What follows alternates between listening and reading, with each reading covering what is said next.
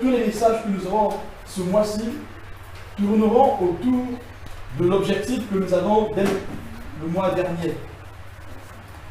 L'objectif, c'est que Dieu veut que tous nous soyons baptisés dans le Saint-Esprit.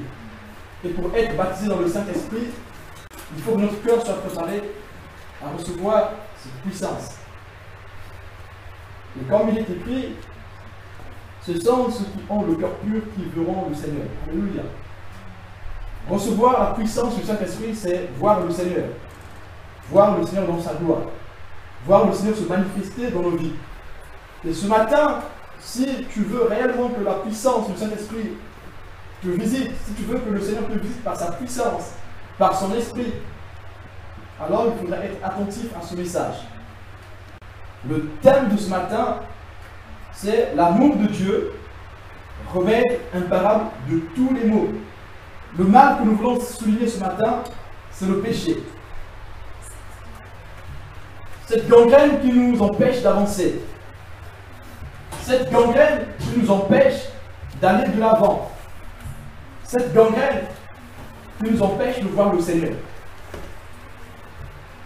Et nous allons parler particulièrement ce matin de l'amour de Dieu qui nous pousse à obéir, qui nous pousse à fuir le péché. Le vrai terme, normalement, ce matin, devrait être comment fuir le péché. Alléluia. Et pour cela, nous allons baser cette étude sur le texte de 1 Jean, chapitre 4, versets 16 à 18. Et nous avons connu l'amour de Dieu, et nous y avons cru. Dieu est amour, et celui qui demeure dans l'amour demeure en Dieu, et Dieu demeure en lui. Tel il est, tel nous sommes aussi dans ce monde. C'est en cela que l'amour est parfait en nous, afin que nous ayons de l'assurance au jour du jugement. La crainte n'est pas dans l'amour, mais l'amour parfait bannit la crainte. Car la crainte suppose un châtiment, et celui qui craint n'est pas parfait dans l'amour. Alléluia. Nous allons commencer par étudier le mot amour, parce que nous voyons ici, le mot qui est répété ici, c'est l'amour. Le maître mot dans ce texte, c'est l'amour. L'amour de Dieu et l'amour que nous avons. L'amour que Dieu manifeste envers nous et l'amour que nous devons manifester. La gratitude que nous devons manifester à celui qui nous a aimés en premier. Mais de quel amour nous parlent les Écritures ici? L'amour dans ce texte que nous venons de lire en grec est appelé agapé, ce qui signifie amour fraternel, affection, bonne volonté, bienveillance. Ici, on parle d'un amour parfait. Agapé, amour fraternel, la bonne volonté, la bienveillance. Et agapé vient du mot grec agapao qui veut dire accueillir, recevoir, aimer chèrement. Ici, qu'est-ce que nous avons? Nous avons un amour qui est parfait. Cet amour dont parle ce texte biblique est un amour qui est vertical. L'amour que Dieu a envers nous. C'est cet amour qui nous emmène à la transformation. Sans l'amour agapao, sans l'amour agapé, nous ne pourrons rentrer dans la présence du Seigneur. Sans l'amour agapao, sans l'amour agapé, nous ne pourrons avoir la crainte de Dieu. C'est grâce à l'amour de Dieu que nous sommes en vie. Sans l'amour de Dieu, nous ne serons pas dans cette salle en train de glorifier le Seigneur. Parce que le Christ ne serait pas descendu vers nous. Le Christ n'aurait pas pris notre place à la croix. C'est par l'amour de Dieu que Christ s'est fait petit, s'est fait humilier, insulté, crucifié et a subi la mort d'un malfaiteur, comme si il en était un. Ce matin, le Seigneur nous enseigne encore que c'est par cet amour que tous nos maux sont guéris.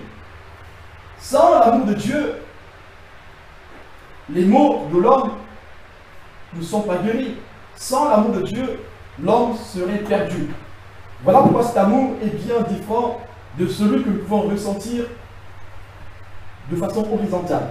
Alors, c'est quoi l'amour horizontal? Nous avons défini le premier amour donné dans ce texte biblique étant un amour vertical entre le Père et nous avec le Père.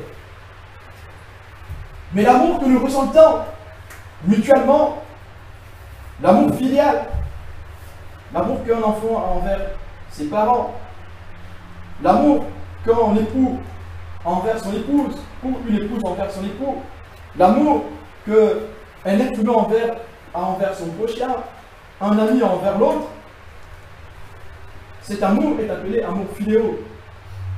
L'amour que nous pouvons avoir sur les choses qui existent, ce n'est pas le même qui est donné ici dans le texte que nous avons lu. Dans ce texte, l'amour est parfait, l'amour est vertical, l'amour est pur. Mais cet amour est appelé agapé ou agapao.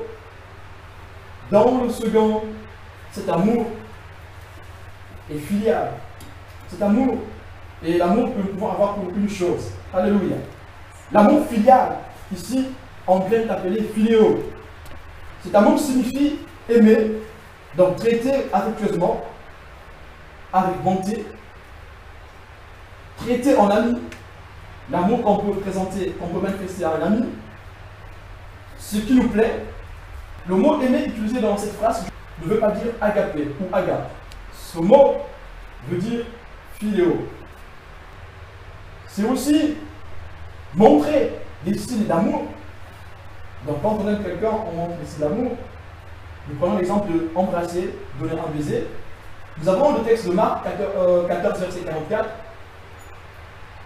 Dans ce texte, le mot aimer qui est donné dans ce texte signifie philéo. Tandis que le mot aimer, amour, qui est donné dans le texte de 1 Jean 4, verset 16 à 18, est appelé agape, agapé, agapao. Nous voyons la différence entre l'amour que Dieu manifeste pour nous sauver, et l'amour que nous pouvons ressentir mutuellement. Il y a une énorme différence.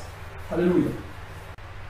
Celui qui le livrait leur avait donné ce signe. Celui que je baiserai, c'est lui, saisissez-le et emmenez-le sûrement. Le verbe baiser ici, celui qui devait embrasser, celui que Judas devait embrasser ici, faire le baiser ici représente l'amour, représente le verbe aimer. Mais aimer ici dans le sens de philéo, pas dans le sens d'agapao ou de agapé ou agape. Nous pouvons aussi prendre le texte de Matthieu 10, verset 37. Nous allons voir la différence entre aimer du premier texte, du texte de base, et aimer sur ces deux textes. Ceci nous emmène à faire la différence entre l'amour que nous avons pour notre prochain, pour les choses du monde, pour ces choses qui périssent, et l'amour que nous avons dans le Seigneur. Quand je dis dans le Seigneur, c'est dans le sens où l'amour que nous avons pour Dieu et l'amour que nous avons dans la communion fraternelle. Cet amour est bien différent. Alléluia. Celui qui aime son père ou sa mère plus que moi n'est pas digne de moi. Ici, nous avons l'amour filial. Celui qui aime son père, c'est un amour filial. Mais quand il s'agit d'aimer Dieu, c'est l'amour agapé. C'est l'amour agapao. Et c'est cet amour qui transforme. L'amour qui transforme, ce n'est pas l'amour philéo. L'amour qui transforme, c'est l'amour agapé. L'amour qui nous sauve, c'est l'amour agapé. C'est cet amour qui fait que nous puissions marcher dans la paix avec le Seigneur. Vous avez d'autres textes? Matthieu 26, verset 48.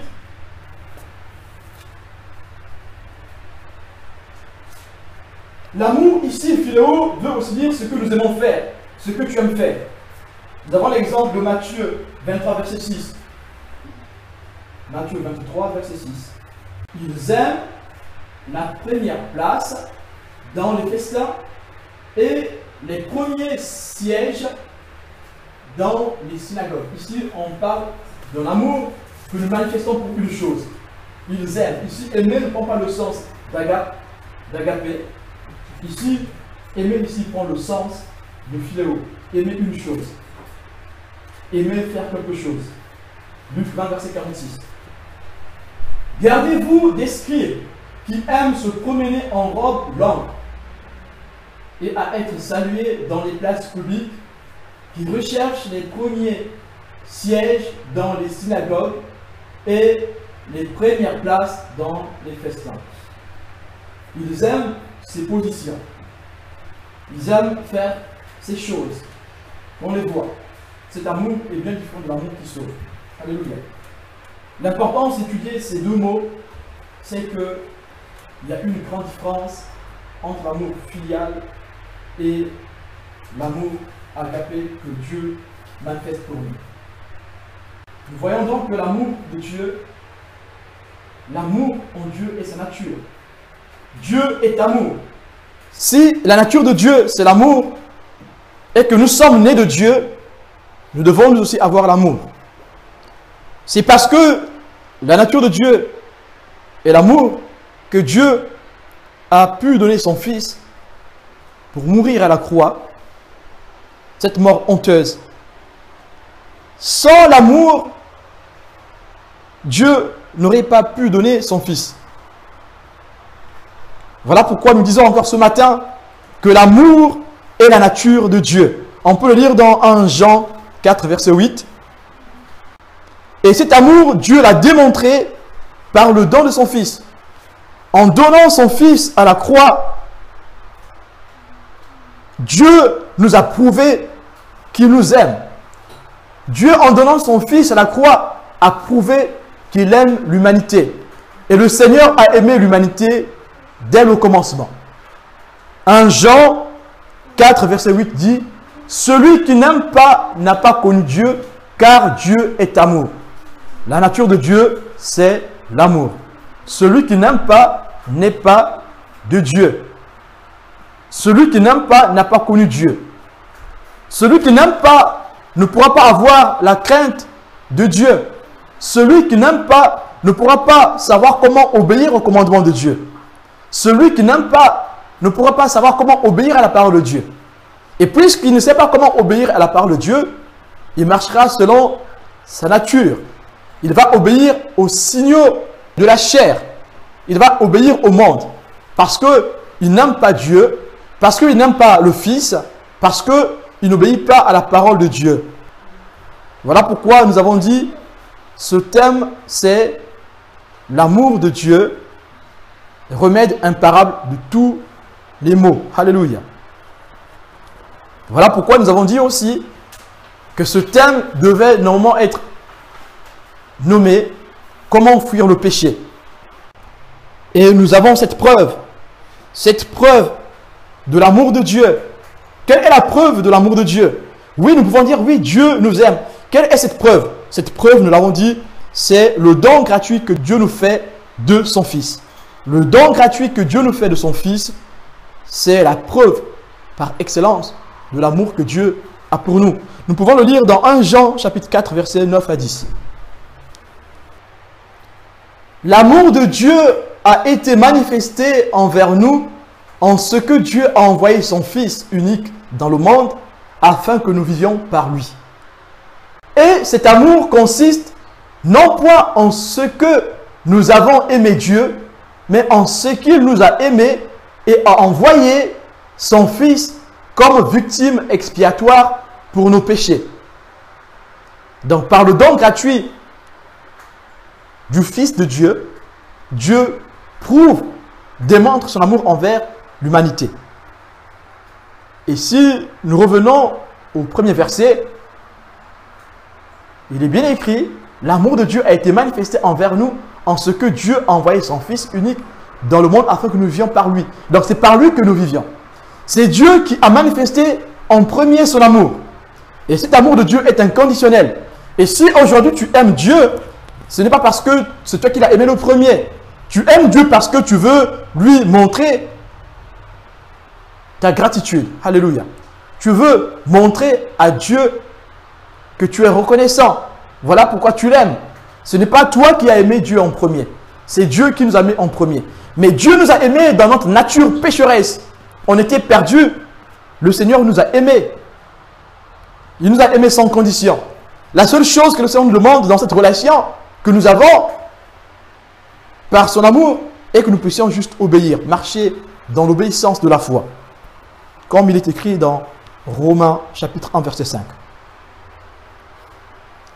Si nous sommes nés de Dieu, l'amour de Dieu doit être notre partage. Donc ceux qui sont nés de Dieu, l'amour de Dieu doit être leur partage. Alors, la question qu'on se pose, comment l'amour peut être un remède? Mais avant cela, comment quelqu'un peut recevoir l'amour de Dieu?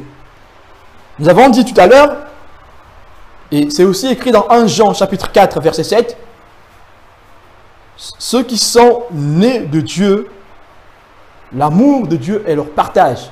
Et nous savons que on ne naît de Dieu que par l'Esprit de Dieu. On ne naît de Dieu que par la croyance. Il faut croire en Jésus-Christ pour naître de Dieu.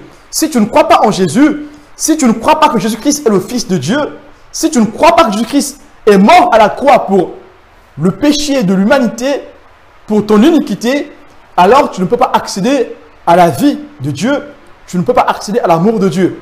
En fait, tes sacrifices que tu fais sont vains. Parce que le vrai sacrifice qu'on peut faire et qui marche, qui nous entraîne à la vie éternelle, est associé à l'amour de Dieu, qui est donné par cette croyance, par cette adhérence en Jésus-Christ. Alors, si tu n'adhères pas au message du Christ, si tu n'adhères pas au sacrifice expiatoire, tu ne peux prétendre recevoir l'amour de Dieu. Tu ne peux prétendre aimer Dieu sincèrement. Nous allons voir comment ça se fait. Et pourtant, je suis tout ce qui est dit, je suis les 10 commandements.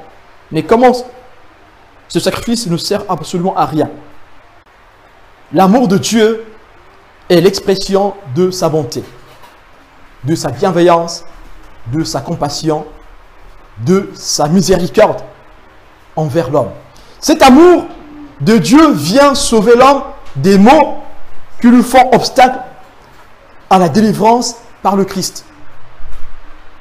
C'est l'amour de Dieu qui vient nous sauver de tous les maux qui nous font obstacle à accéder au salut éternel, à accéder à la délivrance messianique. Si nous voulons accéder à la délivrance du Messie, à la délivrance du Christ, nous devons accepter le sacrifice expiatoire. Nous devons croire en Jésus-Christ afin d'accéder à l'amour de Dieu. Celui qui ne croit pas ne peut accéder à l'amour de Dieu. Celui qui croit va forcément aimer. Ça, c'est une certitude. Si tu crois en Jésus, tu aimeras forcément le Seigneur Jésus-Christ. Tu aimeras forcément l'obéissance. Alors, si tu n'arrives pas à obéir, c'est parce que tu ne crois pas réellement. Ta croyance est factice. Car la véritable adhérence en Jésus-Christ s'exprime par notre reconnaissance et notre amour pour notre Père. Comment nous montrons à Dieu notre gratitude?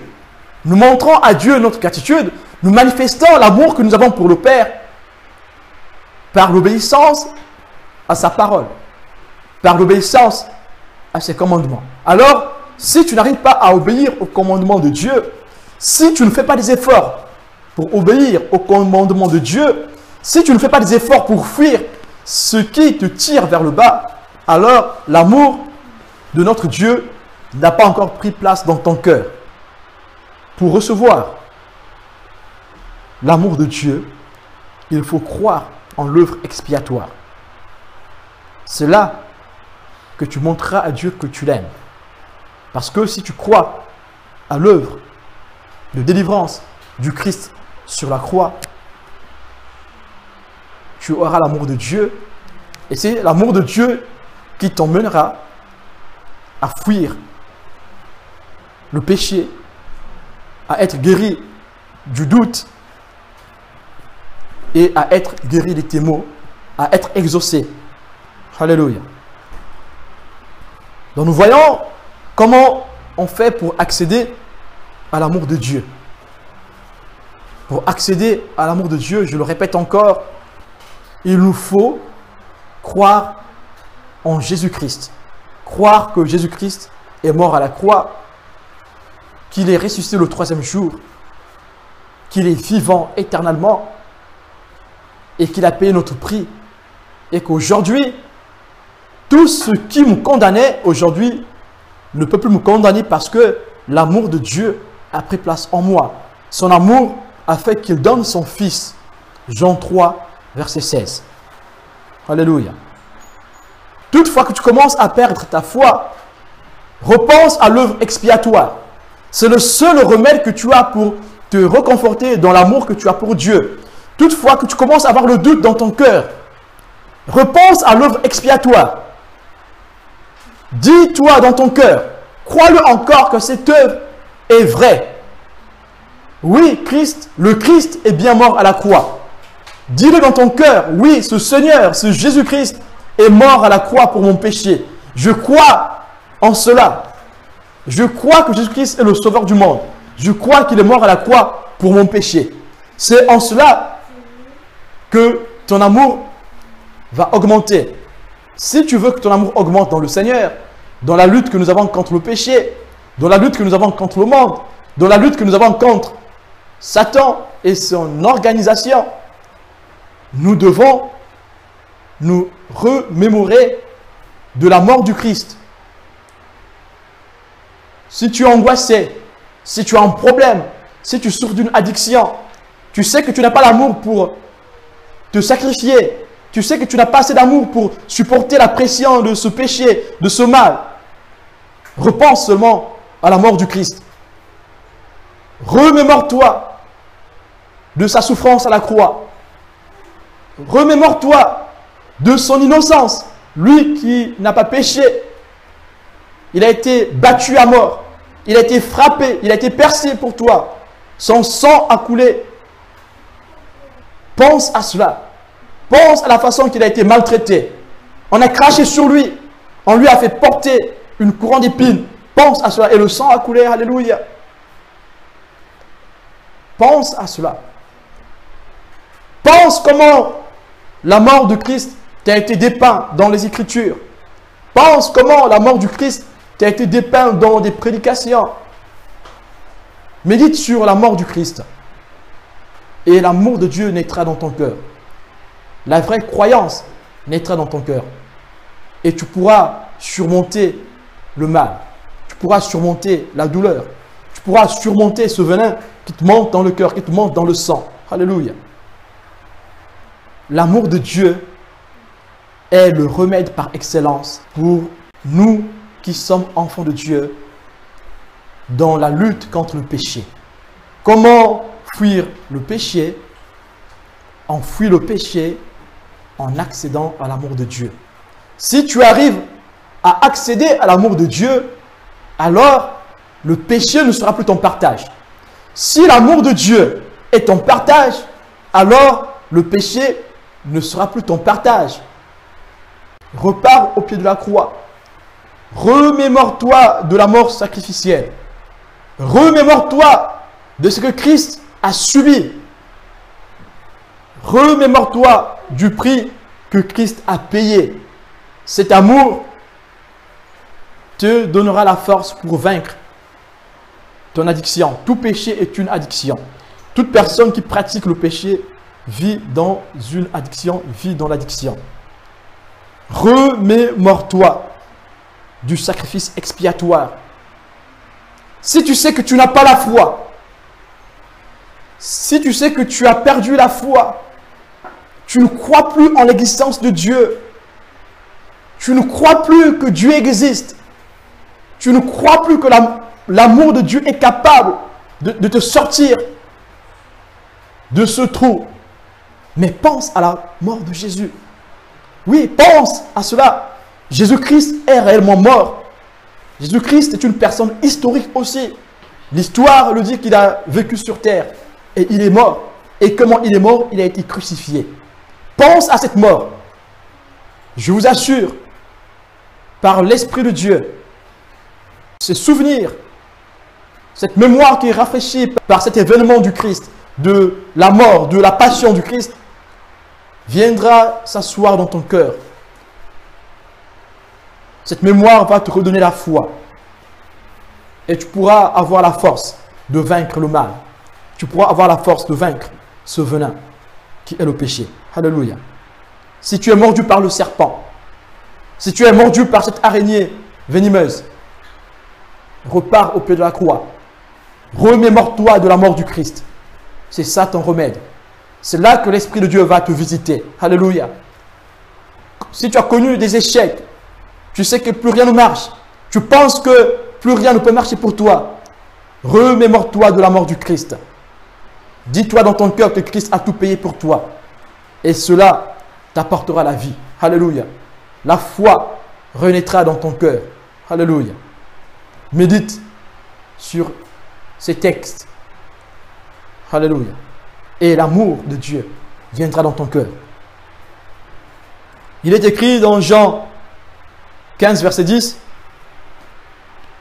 Si vous gardez mes commandements, vous demeurerez dans mon amour. De même que j'ai gardé les commandements de mon Père et que je demeure dans son amour. Alléluia. Si vous gardez mes commandements, vous demeurerez dans mon amour. Alors, pour fuir le péché, comment fuir le péché? Pour fuir le péché, il faut avoir l'amour de Dieu dans le cœur. Si tu développes, si tu recherches l'amour de Dieu dans ton cœur, alors tu pourras fuir le péché. Alors, on va se dire, mais quelle est la corrélation entre fuir le péché et l'amour de Dieu? Nous venons de lire ici, si vous gardez mes commandements, vous demeurerez dans mon amour. Donc, c'est réciproque. Celui qui a l'amour de Dieu garde forcément les commandements de Dieu. Et celui qui garde les commandements de Dieu, il sera protégé du péché. Parce que pour fuir le péché, il faut connaître les commandements de Dieu et obéir à ses commandements. Obéir aux commandements de Dieu, c'est fuir le péché. Alors, celui qui obéit aux commandements de Dieu aura forcément la foi pour fuir le péché. Celui qui obéit aux commandements de Dieu, celui qui garde les commandements de Dieu dans son cœur, aura la foi. Et cette foi lui donnera la force. Cette foi te donne la force pour fuir le péché. Même quand la tentation sera grande, puisque tu as obéi à la parole de Dieu, puisque le commandement de Dieu a pris vie en toi, tu auras la force de lutter contre la tentation. Cette règle est valable pour tout le monde. Que tu sois nouveau en Christ, que tu sois ancien en Christ. Si tu n'obéis pas au commandement, si tu ne gardes pas les commandements de Dieu dans ton cœur, si tu ne marches pas dans la parole de Dieu, si tu ne médites pas la parole de Dieu, parce que pour garder la parole de Dieu dans ton cœur, il faut que tu la médites. Il faut que tu l'étudies. C'est en cela que cette parole prendra vie en toi et tu auras la foi. Mais si tu ne gardes pas la parole de Dieu, si tu ne la médites pas, tu ne pourras pas avoir la foi. Et ta quête de sanctification sera vaine. Voilà pourquoi ici, nous disons encore que l'amour de Dieu est le remède pour la lutte contre le péché. C'est vrai que cet amour, nous l'avons à notre nouvelle naissance. Quand Christ met sur toi le sceau de l'Esprit, quand le Dieu Tout-Puissant, quand le Christ met sur toi le sceau de la vie éternelle, tu reçois ipso facto l'amour de Dieu. Et cet amour va t'emmener dans la sanctification, puisque tu as reçu l'Esprit de Dieu. Mais il nous est recommandé aussi de développer cet amour en nous. En développant l'amour de Dieu en nous, nous sommes en train de développer notre intimité dans le Seigneur. Alors nous aurons la force de fuir le péché. Si tu t'arrêtes au premier amour, qui t'a été donné par la sanctification initiale, de la nouvelle naissance, de la régénération, tu ne pourras pas lutter contre le mal. Il faut que cet amour soit musclé. Il faut que cet amour que tu as reçu soit entraîné. Il faut que cet amour que tu as reçu soit développé. Comment tu vas entraîner l'amour que tu as reçu initialement par la régénération? Comment tu vas développer l'amour que tu as reçu par ta nouvelle naissance? Mais c'est dans la lecture de la parole de Dieu, dans la méditation de la parole de Dieu, c'est dans l'étude biblique, c'est dans la prière, dans la communion fraternelle, mais aussi dans le service que tu vas développer l'amour de Dieu. Alors, si tu veux fuir le péché, si tu veux fuir cette addiction qui te tire vers le bas, et toi-même tu reconnais que tu es faible à cause de cette addiction, mais tu te dis, mais comment je veux fuir ce péché? Comment je veux faire pour m'en sortir de cette gangrène? Le Seigneur ce matin te donne la solution. Alléluia. La solution est que tu puisses demander l'amour de Dieu. Que Dieu te remplisse de son amour. Si tu l'as déjà, la solution est que tu puisses demander à Dieu que son amour en toi augmente. Demande à Dieu que son amour en toi augmente. Et la seule façon que nous avons à augmenter, à faire augmenter cet amour en nous, c'est en développant notre intimité dans le Seigneur. Alléluia. Je le répète, par la lecture de la parole de Dieu, par la méditation de la parole de Dieu, par l'étude de la parole de Dieu, par la prière, par la communion fraternelle que nous développons et par le service. Alléluia. Le fait que je travaille pour Dieu, le Seigneur va me donner plus de force pour lutter contre le mal. Pour fuir le péché, repars au pied de Jésus. Développe ton amour pour lui. Demande l'amour. Alléluia. Ceux qui ont l'amour de Dieu gardent forcément les commandements. Et c'est la parole de Dieu qui nous permet d'avoir la foi qui résiste au diable. La foi qui nous fait fuir le péché. Il n'y a que l'amour de Dieu qui peut nous faire aimer la méditation de la parole de Dieu. Ouvrir la Bible, c'est difficile. C'est dur pour tout le monde. Sans l'amour de Dieu, c'est dur pour tout le monde. Mais ce qui peut te donner la force de lire la Bible, de passer du temps dans le Seigneur, sans pourtant te disperser, c'est l'amour de Dieu. Alléluia. L'amour de Dieu seul nous permet d'avoir la volonté et la force de méditer la parole de Dieu, de passer du temps dans la prière, de passer des bons moments, des meilleurs même moments dans la prière, dans la communion fraternelle et dans le service. Si nous avons l'amour de Dieu, nous fuirons le péché plus par la peur. C'est ce que nous disions tout à l'heure. L'amour bannit la crainte. Si tu fuis le péché par la crainte d'être châtié, par la crainte d'être exposé, par la crainte de ton prochain, par la crainte du jugement, alors cette quête de sanctification n'aboutira à rien. Pour que ta quête de sanctification aboutisse, il faut que tu aies l'amour de Dieu. Tu ne fuiras pas le péché pour le jugement, parce que tu as peur qu'on te juge, parce que tu as honte qu'on te juge. Tu ne pourras pas réussir. Tu vas essayer de résister, mais tu retomberas dans ce péché, tôt ou tard. Pour détruire la racine du péché, il faut demander l'amour de Dieu. Si nous avons l'amour de Dieu, nous fuirons le péché plus par la peur d'être châtié, mais par amour. Je ne vais pas fuir le péché parce que j'ai peur que Dieu me punisse. Ah, si je fais tel péché, alors je vais recevoir des coups de bâton. Que non, j'irai en enfer. Je vais fuir le péché, pas par la peur d'aller en enfer. Je vais fuir le péché par l'amour que j'ai pour mon Dieu. J'aurai mal dans mon cœur de décevoir ce Père si bon. Et cela, nous pouvons le lire dans 1 Jean 4, verset 18. La crainte n'est pas dans l'amour, mais l'amour parfait bannit la crainte. Car la crainte suppose un châtiment, et celui qui craint n'est pas parfait dans l'amour. Si tu fuis le péché par la crainte d'aller en enfer, si tu fuis le péché par la crainte d'être jugé, alors ta sanctification n'est pas pure. La vraie sanctification est basée sur l'amour de Dieu. Alléluia. Si tu aimes le Seigneur, tu vas fuir le péché pour l'honorer. Pas par crainte qu'il te châtie le dernier jour. Pas par crainte que tu vas aller en enfer. Et plus tu auras l'amour de Dieu, plus tu auras la force de résister au péché. Parce que si tu fuis le péché juste par la crainte, le jour où cette notion d'enfer va commencer à s'effacer dans ta mémoire, forcément tu pécheras. Quand tu reviendras, tu feras des jeûnes et prières pour que Dieu te pardonne. Si tu crois que la relation de sanctification se passe dans le troc, alors tu te trompes. Tu as péché et tu fais un jeûne. Cette semaine, je jeûne parce que j'ai péché. Tu n'es pas en train de te sanctifier. Et tu ne pourras pas être guéri de ton addiction, de ce péché qui te tire vers le bas. Si tu veux être guéri du péché qui te tire vers le bas, ne cherche pas Dieu dans les sacrifices, cherche Dieu dans son amour. Car c'est dans son amour qu'il s'est révélé à l'homme. Alléluia.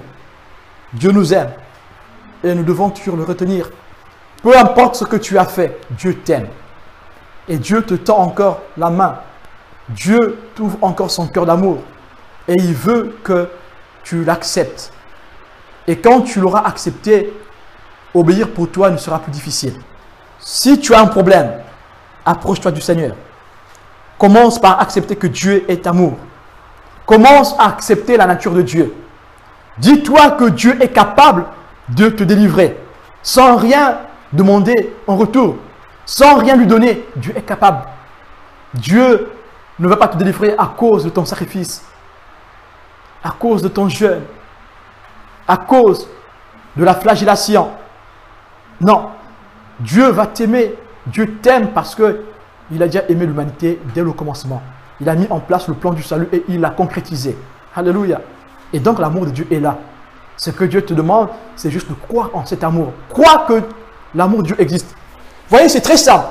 Si tu ne crois plus que Dieu est amour, si tu ne crois plus que Dieu a aimé l'humanité, alors tu ne pourras pas croire que Dieu peut te pardonner. Et donc, tu vas essayer de faire des efforts pour fuir ton péché. Mais en fait, tu reviendras sur ce péché parce que ton cœur est éloigné de l'amour de Dieu. C'est l'amour de Dieu qui nous fait fuir le péché. Ce n'est pas la crainte. Ce n'est ni la crainte, ce n'est la peur. Alléluia.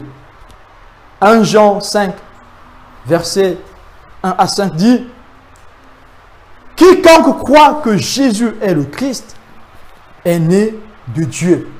C'est ce que nous avions dit au départ. Si tu ne crois pas que Jésus-Christ est le Fils de Dieu, si tu ne crois pas que Jésus-Christ est mort à la croix, tu n'es pas né de Dieu.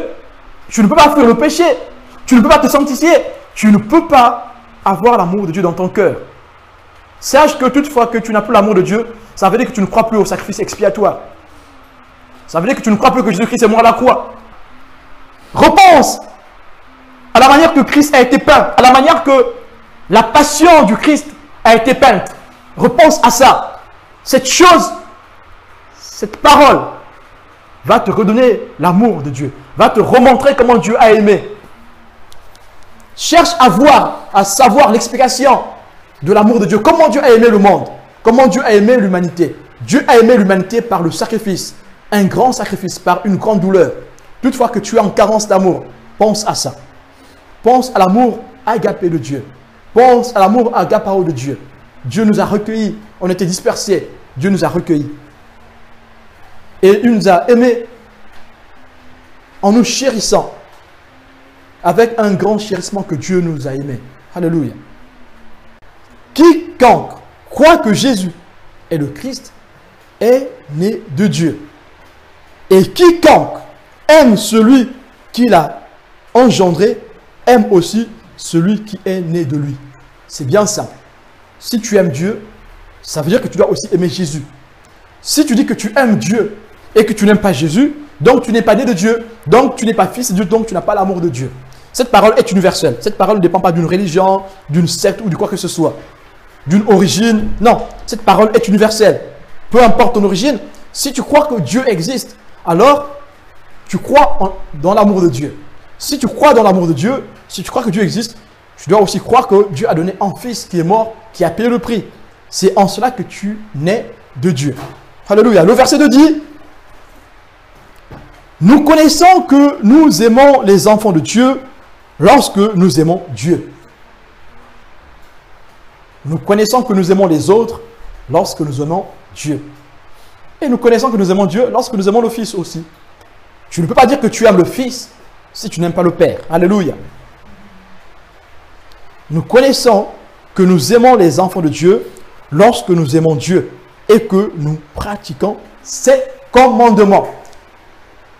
Tu reconnais que l'amour de Dieu est en toi. Tu reconnais que l'amour de Dieu réside en toi quand tu sais obéir à la parole de Dieu. C'est par cette chose que tu peux reconnaître que tu es né de Dieu, que tu es un enfant de Dieu, que tu es une enfant de Dieu. Alors, si tu ne sais pas reconnaître, si tu ne sais pas obéir au commandement de Dieu, tu ne peux pas reconnaître dans ton cœur l'amour de Dieu. La preuve de l'existence du cœur de Dieu dans nos cœurs est manifestée par notre obéissance. Voilà pourquoi nous avons dit que pour fuir le péché, il faut avoir l'amour de Dieu dans le cœur. Le verset 3 dit, « Car l'amour de Dieu consiste à garder ses commandements, et ses commandements ne sont pas pénibles. » Dans ta lutte contre le péché,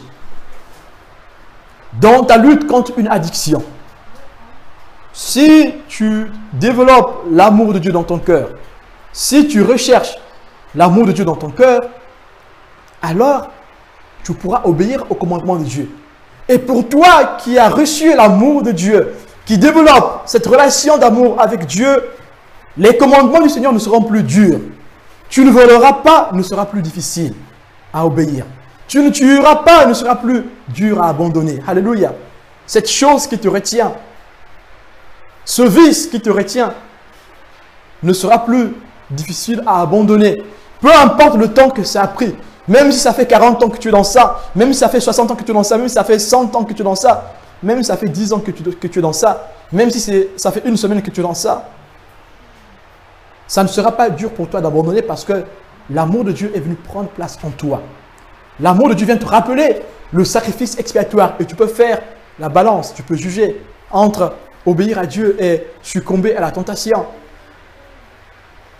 L'amour de Dieu qui est la vraie balance te fera dire que mieux vaut obéir à Dieu qu'obéir à la chair. Mieux vaut obéir à Dieu qu'obéir au monde. Verset 4. Parce que tout ce qui est né de Dieu triomphe du monde. Tout ce qui reçoit de Dieu triomphe du monde. Quiconque croit en Jésus est né de Dieu. Quiconque obéit à l'amour de Dieu. Donc, tous ceux qui sont nés de Dieu triomphent des addictions. Tous ceux qui sont nés de Dieu triomphent du doute. Toi qui ne crois pas aussi que tu es sauvé, il y a un problème. Tous ceux qui sont nés de Dieu triomphent du doute. Toi qui ne crois pas que Dieu peut se manifester dans ta vie, tu as un problème parce qu'il te manque l'amour de Dieu. Parce que l'amour de Dieu vient te donner l'assurance. L'amour de Dieu vient développer en toi la foi. Parce que tous ceux qui sont nés de Dieu triomphent du monde. Tous ceux qui ont reçu l'amour de Dieu triomphent du péché. Si tu as l'amour de Dieu, tu vas triompher de l'addiction. Si tu as l'amour de Dieu, tu vas triompher de la haine qui t'envahit, de ce péché qui t'empêche de voir le Seigneur. Alléluia. Qui t'empêche d'être baptisé dans le Saint-Esprit. Je reprends le verset 4. Parce que tout ce qui est né de Dieu triomphe du monde. Et la victoire qui triomphe du monde, c'est notre foi. La victoire qui triomphe du monde, c'est notre foi. Tu as la foi. On a reçu le témoignage d'une sœur pendant l'évangélisation. C'est une sœur qui est d'origine musulmane. Elle est née dans l'islam. Et cette sœur a commencé à vivre dans la dépression, que ce soit au travail ou à la maison. Ça n'allait plus. Si vraiment tu existes, j'aimerais voir ce Dieu, que mes problèmes disparaissent, que ce Dieu me parle, que ce Dieu se manifeste dans ma vie. Cette femme qui est devenue une sœur est d'origine maghrébine. C'est comme ça, dans son sommeil, Dieu lui a parlé de la repentance. Dieu lui a dit, il faut qu'elle fasse comme Nicodème. Elle a abandonné. Je dis, je n'ai rien compris, j'en passe. Et un jour, elle était encore dans cette dépression, dans ce trou noir. Elle se promenait au bord de la mer, elle s'est arrêtée. Elle a dit, Dieu, je ne sais pas comment je t'appelle. Dieu, je ne sais pas comment je t'appelle, mais si tu me sors de la dépression, ce Dieu-là, si tu existes, si tu me sors de cette situation, c'est là que je saurai que vraiment tu es Dieu et que tu existes. Je croirai en toi. À l'instant même qu'elle parlait, elle baisse les yeux, sous un buisson, il y avait un papier, je pense que c'était un évangile, je pense entre l'évangile de Jean ou l'évangile de Luc, et elle a pris l'évangile, elle a ouvert, elle dit, mais ça c'est le Dieu des chrétiens ça, c'est pas mon Dieu. Elle ouvre comme ça, elle tombe à pic sur la parole de Nicodème. Là, elle a dit, oui, ça c'est le Dieu qui est au ciel qui me parle. Il a dit, Dieu, si tu es Dieu, la cigarette ne soit plus mon partage. Et cette chambre nous a témoigné, depuis ce jour-là, elle a pris le mégot qu'elle avait, elle a écrasé, et c'était le dernier mégot qu'elle a écrasé. Elle n'a plus jamais écrasé le mégot. L'amour de Dieu s'est présenté à cette personne sans condition. Si tu exerces l'amour, si l'amour de Dieu se développe dans ton cœur, tu verras la gloire de Dieu. Et tu pourras fuir aisément ton addiction, ce péché qui t'anime. Vous pourrez aussi lire Hébreux 12, versets 5 à 10. Ce texte nous encourage dans notre lutte contre le péché. Donc, vous pourrez lire le texte Hébreux 12, versets 5 à 10 chez vous. Le deuxième point, c'est l'amour de Dieu guérit du doute. Si tu as le doute pour ton salut, l'amour de Dieu guérit de ce doute. Il est écrit dans 1 Jean 5, versets 14 à 15, « Celui qui croit au Fils de Dieu a ce témoignage en lui-même. Celui qui ne croit pas, Dieu le fait menteur, puisqu'il ne croit pas au témoignage que Dieu a rendu à son Fils. Et voici ce témoignage, c'est que Dieu nous a donné la vie éternelle, et que cette vie est dans son Fils. » La vie éternelle est dans son Fils. Donc si tu crois au Fils de Dieu, forcément, tu es sauvé. Tu ne peux plus douter, est-ce que si je meurs tout de suite, je serai sauvé ou pas? Si tu doutes de ton salut, ça veut dire que tu n'as plus l'amour de Dieu en toi. Alors, recherche l'amour de Dieu. Donc l'amour de Dieu, c'est un remède contre le doute. C'est un remède pour le doute. Pour fuir le doute, pour s'échapper du doute, de cette incrédulité, il faut rechercher l'amour de Dieu. Repars au pied de la croix. Remémore-toi du sacrifice expiatoire. Et l'amour de Dieu, dans la prière, dans la méditation de la parole de Dieu, dans la communion fraternelle aussi, mais aussi dans le service, l'amour de Dieu va renaître en toi et tu pourras retrouver cette assurance du salut. Vous avez des textes comme 1 Jean, chapitre 2, verset 28. « Et maintenant, petits enfants, demeurez en lui afin que lorsqu'il paraîtra, nous ayons de l'assurance et qu'à son avènement, nous ne soyons pas confus et éloignés de lui. » Il faut demeurer. On ne demeure que dans l'amour de Dieu. Si l'amour de Dieu demeure en nous, oui, donc Dieu demeure en nous. Et donc nous allons demeurer dans le Seigneur. Nous aurons l'assurance du salut. Alors, si tu n'as pas l'assurance d'être sauvé, donc l'amour de Dieu n'est pas encore accompli en toi. Vous pouvez relire 1 Jean, chapitre 4, verset 17. Lisez aussi Hébreux 10, verset 35. Si tu doutes du salut, demande l'amour de Dieu. L'amour de Dieu te donnera encore plus de foi afin que tu crois que Christ est mort à la croix et qu'il est mort pour sauver l'humanité tout entière. L'amour de Dieu est aussi un remède contre l'incrédulité ou pour l'incrédulité. Toi qui pries et tu n'as pas foi que Dieu t'exauce. Dieu t'exauce. Mais la seule chose qui te manque, c'est que tu n'as pas la foi. Tu n'as pas l'amour de Dieu pour croire que Dieu est assez bon pour t'aimer, pour te donner ce que tu veux. Ce que tu veux dans sa volonté, bien sûr. Alléluia. Si nous avons l'amour de Dieu en nous, nous obéirons à la parole de Dieu. En cela, nous montrons que nous croyons au Fils de Dieu et nous ferons la volonté du Père. C'est alors que nous pourrons prier efficacement pour être exaucés. Notre prière est efficace dans l'exaucement que si l'amour de Dieu réside en nous. Parce que si l'amour de Dieu réside en nous, nous allons aimer le Fils, nous allons obéir à ses commandements et nos prières seront alignées selon la parole de Dieu et cette prière sera efficace. Nos prières seront efficaces. Vous pourrez aussi lire 1 Jean 3, versets 21 à 22. Bien-aimés, si notre cœur ne nous condamne pas, nous avons de l'assurance devant Dieu.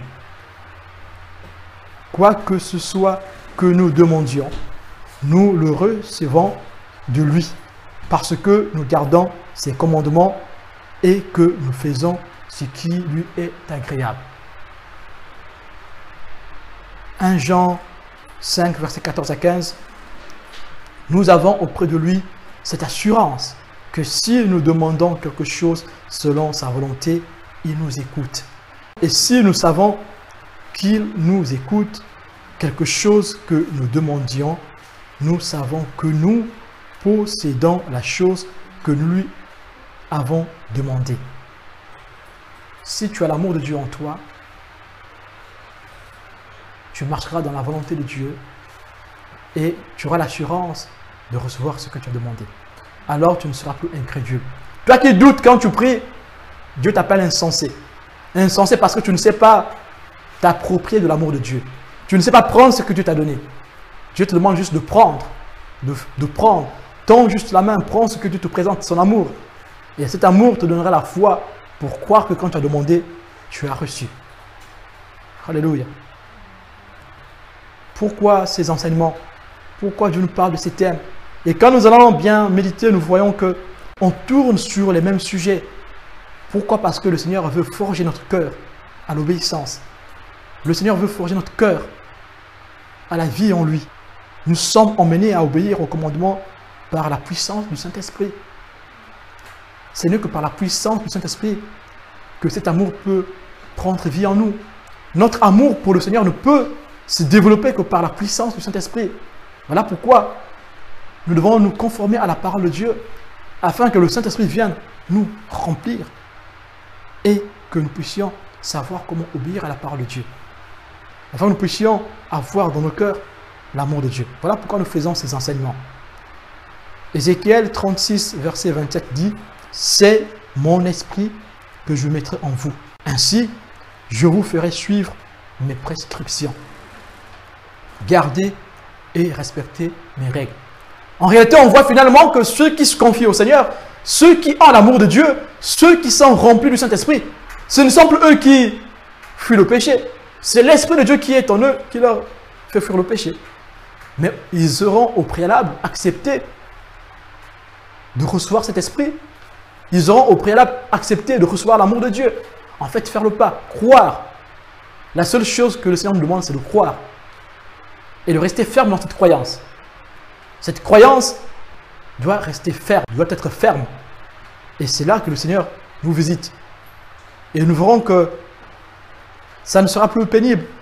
Parce que c'est lui qui nous fera respecter ses commandements. C'est lui qui nous fera suivre ses commandements.